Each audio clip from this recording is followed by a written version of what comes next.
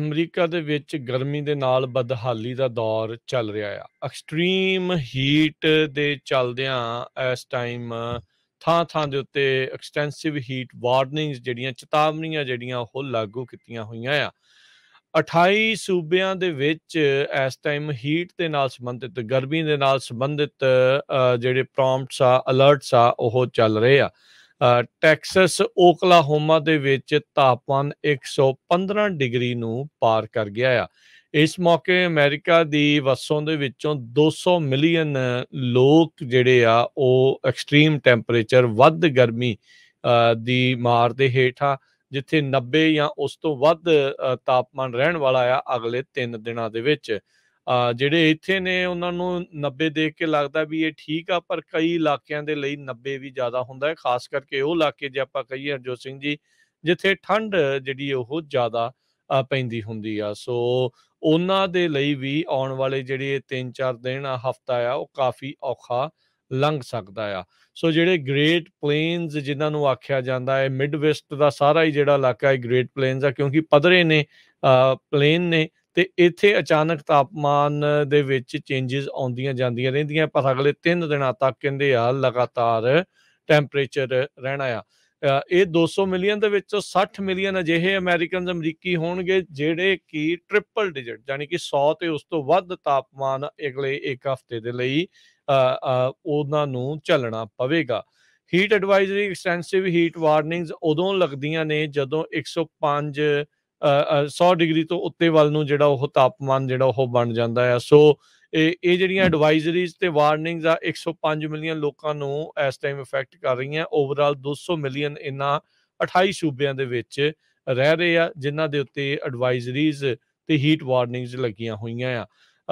Magnum ਕਰਕੇ ਇੱਕ ਸ਼ਹਿਰ ਹੈਗਾ ਆ ਸਾਊਥ ਵੈਸਟ ਓਕਲਾਹੋਮਾ ਦੇ ਵਿੱਚ, ਜਿੱਥੇ ਅੱਜ 115 ਡਿਗਰੀ ਤਾਪਮਾਨ ਰਹਿਣ ਵਾਲਾ ਹੈਗਾ ਹੈ। ਇਸੇ ਤਰੀਕੇ ਦੇ ਨਾਲ ਨਾਰਥ ਵਾਲਾ ਟੈਕਸਸ, ਫੋਰਟ ਵਰਥ ਦਾ ਮੀਚਮ ਇੰਟਰਨੈਸ਼ਨਲ ਏਅਰਪੋਰਟ ਦਾ, ਉੱਥੇ 110 ਡਿਗਰੀ ਤਾਪਮਾਨ ਬਣ ਗਿਆ। ਡੈਲਸ ਦੇ ਵਿੱਚ 109 ਤੇ ਵਿਚੀਟਾ ਫਾਲਜ਼ 115 ਡਿਗਰੀ ਤਾਪਮਾਨ ਦੇ ਉੱਤੇ ਰਿਹਾ ਹੈ। ਕਹਿੰਦੇ ਜੁਲਾਈ ਦੇ ਲਈ ਇਹ ਨਵਾਂ ਰਿਕਾਰਡ ਉੱਥੇ ਬਣਿਆ ਹੈਗਾ ਆ। ਸੋ ਡੈਲਸ ਦੇ ਵਿੱਚ ਵੀ ਕਹਿੰਦੇ 107 ਡਿਗਰੀ ਤਾਪਮਾਨ ਰਹਿਣ ਵਾਲਾ ਆ। ਸੋ ਆਸਟਨ ਦੇ ਵਿੱਚ 110 ਡਿਗਰੀ ਜਿਹੜਾ ਆ ਉਹ ਬਣਿਆ ਆ, ਤੇ ਕਹਿੰਦੇ ਵੀ ਇਹ ਉੱਥੋਂ ਦੇ ਇਤਿਹਾਸ ਦੇ ਵਿੱਚ ਹੁਣ ਟਾਈਡ ਹੈਗਾ ਆ ਸੈਕਿੰਡ ਵਾਰਮਸਟ ਟੈਂਪਰੇਚਰ ਸੋ ਫਾਰ ਜਿਹੜਾ ਉਹ ਦੇਖਿਆ ਗਿਆ। ਇਸੇ ਤਰੀਕੇ ਦੇ ਨਾਲ ਹਰਜੋਤ ਸਿੰਘ ਜੀ, ਇਹ ਆਪਾਂ ਅਮਰੀਕਾ ਦੀ ਗੱਲ ਤਾਂ ਜਿਹੜੀ ਕਰ ਹੀ ਰਹੇ ਹਾਂ, ਨਾਲ ਦੇ ਨਾਲ ਯੂਰਪ ਦੇ ਵਿੱਚ ਵੀ ਗਰਮੀ ਦੇ ਨਾਲ ਵੱਧ ਰਹੇ ਤਾਪਮਾਨ ਦੇ ਨਾਲ ਬਦਹਾਲੀ ਦਾ ਦੌਰ ਚੱਲ ਰਿਹਾ ਹੈਗਾ ਆ ਜੀ। ਜੇ ਅਮਰੀਕਾ ਦੀ ਗੱਲ ਕਰਦੇ ਜਾਈਏ ਤੇ ਨੈਸ਼ਨਲ ਵੈਦਰ ਸਰਵਿਸ ਨੇ ਇਹ ਕਿਹਾ ਆ ਵੀ ਓਸ਼ਨਿਕ ਤੇ ਐਟਮੋਸਫੇਰਿਕ ਫਿਨੋਮਨਾ ਲਾ ਨੀਨਾ, ਉਹਦੇ ਕਰਕੇ ਜੋ ਮੌਸਮ ਆ ਉਹ ਗਰਮ ਹੋ ਰਿਹਾ ਤੇ ਸੁੱਕਾ ਹੋ ਰਿਹਾ ਹੈਗਾ ਨਾਰਥ ਵੱਲ, ਇਹਦੇ ਕਰਕੇ ਡਰਾਊਟ ਵਾਲੀਆਂ ਕੰਡੀਸ਼ਨ ਹੋਈਆਂ ਤੇ ਹੌਟ ਟੈਂਪਰੇਚਰ ਵਧਿਆ ਹੋਇਆ ਹੈਗਾ। ਤੇ ਟੈਕਸਸ ਦੇ ਪਾਵਰ ਗ੍ਰਿਡ ਅਰਕਟ, ਜਿੱਦਾਂ ਸਾਡੇ ਪੀਜੀ&ਈ ਆ, ਉਹਨਾਂ ਨੇ ਆਪਣੇ ਕਸਟਮਰਸ ਨੂੰ ਇਹ ਕਿਹਾ ਵੀ ਇਲੈਕਟ੍ਰੀਸਿਟੀ ਨੂੰ ਬੜੇ ਸੰਜਮ ਦੇ ਨਾਲ ਵਰਤੋ, ਘੱਟ ਵਰਤੋ, ਨਹੀਂ ਤਾਂ ਬਹੁਤ ਜ਼ਿਆਦਾ ਜਗ੍ਹਾ ਦੇ ਉੱਤੇ ਬਲੈਕ ਆਊਟ ਹੋ ਜਾਊਗਾ।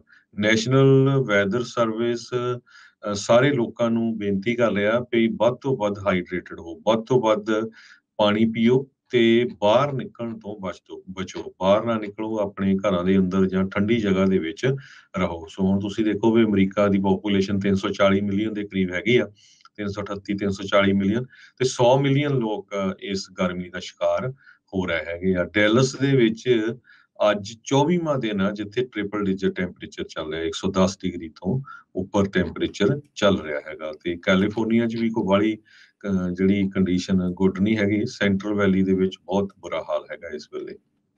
ਜੀ ਬਿਲਕੁਲ। ਸੋ ਤਾਪਮਾਨ ਲਗਾਤਾਰ ਵੱਧ ਰਿਹਾ, ਇਸ ਦੇ ਕਰਕੇ ਹਰਜੋਤ ਸਿੰਘ ਜੀ ਇਸ ਗਰਮੀ ਦੇ ਦੌਰਾਨ ਨਾਲ ਦੇ ਨਾਲ ਅੱਗਾਂ ਜਿਹੜੀਆਂ ਆ ਉਹ ਲੱਗ ਰਹੀਆਂ ਨੇ।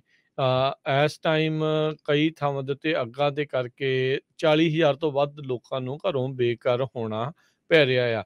ਹੀਟ ਕਹਿੰਦੇ ਵੀ ਇੱਥੇ ਵੀ ਜਿਹੜੀ, ਜਿੱਦਾਂ ਆਪਾਂ ਪਹਿਲਾਂ ਜ਼ਿਕਰ ਕੀਤਾ, ਯੂਰਪ ਦੇ ਨਾਲ ਦੋਨੋਂ ਥਾਵਾਂ ਦੇ ਉੱਤੇ ਇਸ ਟਾਈਮ ਬਹੁਤ ਚੱਲ ਰਹੀ ਆ। ਹੁਣ ਤੱਕ ਇਹ ਮੰਨਿਆ ਜਾ ਰਿਹਾ 1,000 ਤੋਂ ਵੱਧ ਲੋਕ ਇਸ ਨਾਲ ਗਰਮੀ ਦੇ ਕਾਰਨਾਂ ਕਰਕੇ ਜਿਹੜੇ ਉਹ ਮਰ ਚੁੱਕੇ ਹੈਗੇ ਆ। ਸੋ ਇਹ ਜਿਹੜਾ ਪਹਿਲੋਂ ਗੱਲ ਆਖੀ ਆ, ਹਾਈਡਰੇਟ ਰਹਿਣਾ, ਛਾਂ ਵਾਲੀ ਥਾਂ ਦੇ ਵਿੱਚ ਜਿਹੜਾ ਉਹ ਰਹਿਣਾ, ਆਪਣੇ ਆਪ ਨੂੰ ਠੰਡੇ ਰੱਖਣਾ, ਉਹ ਬਹੁਤ ਜ਼ਿਆਦਾ ਜ਼ਰੂਰੀ ਆ। ਕਈ ਵਾਰੀ ਸ਼ਹਿਰਾਂ ਦੇ ਵਿੱਚ ਕੂਲਿੰਗ ਸੈਂਟਰਸ ਬਣਾਏ ਜਾਂਦੇ ਆ, ਲਾਇਬ੍ਰੇਰੀਜ਼ ਹੋ ਗਈਆਂ, ਕੋਈ ਮਾਲਸ ਦੇ ਵਿੱਚ ਬੰਦਾ ਚਲਾ ਜਾਂਦਾ ਆ। ਜੇ ਤੁਹਾਡੇ ਘਰ ਦੇ ਵਿੱਚ ਉਹ ਸੁਵਿਧਾ ਨਹੀਂ ਹੈਗੀ ਤਾਂ ਤੁਸੀਂ ਅਜਿਹੀਆਂ ਥਾਵਾਂ ਦੇ ਉੱਤੇ ਜਾ ਕੇ ਆਪਣੇ ਆਪ ਨੂੰ ਕੂਲ ਡਾਊਨ ਜਿਹੜਾ ਆ ਉਹ ਰੱਖ ਸਕਦੇ ਹੁੰਦੇ ਆ। ਸੋ ਦੇਖੋ, ਤੁਹਾਡੇ ਸ਼ਹਿਰ ਦੇ ਵਿੱਚ ਕਈ ਵਾਰੀ ਸਿਟੀ ਹਾਲ ਨੂੰ ਇਸ ਤਰੀਕੇ ਦੇ ਨਾਲ ਬਣਾਇਆ ਗਿਆ ਹੁੰਦਾ ਆ, ਕੂਲਿੰਗ ਸੈਂਟਰ ਜਿਹੜਾ ਆ। ਸੋ ਉਸ ਚੀਜ਼ ਦੇ ਲਈ ਜਿਹੜਾ ਪਲੀਜ਼ ਧਿਆਨ ਜਿਹੜਾ ਉਹ ਰੱਖੋ। ਜਿਹੜੇ ਕਾਮਿਆਂ ਨੇ ਇਸ ਟਾਈਮ ਇੰਨੀ ਗਰਮੀ ਦੇ ਵਿੱਚ ਬਾਹਰ ਕੰਮ ਕਰਨਾ ਆ, ਉਹ ਭਾਈ ਲਗਾਤਾਰ ਰੈਗੂਲਰਲੀ ਜਿਹੜਾ ਉਹ ਪਾਣੀ ਪੀਂਦੇ ਰਹੋ, ਤੇ ਛਾਂ ਦਾ ਪ੍ਰਬੰਧ ਜਿਹੜਾ ਉਹ ਤੁਹਾਨੂੰ ਜ਼ਰੂਰ ਰੱਖਣਾ ਚਾਹੀਦਾ ਆ। ਕੰਮ ਦੇਖੋ ਚੱਲਦੇ ਹੀ ਰਹਿਣੇ ਆ, ਉਹ ਤਾਂ ਕਦੀ ਵੀ ਮੁੱਕਣੇ ਨਹੀਂ ਹੈਗੇ, ਪਰ ਸਿਹਤ ਦਾ ਧਿਆਨ ਜਿਹੜਾ ਉਹ ਨਾਲ ਦੇ ਨਾਲ ਜ਼ਰੂਰ ਰੱਖੋ।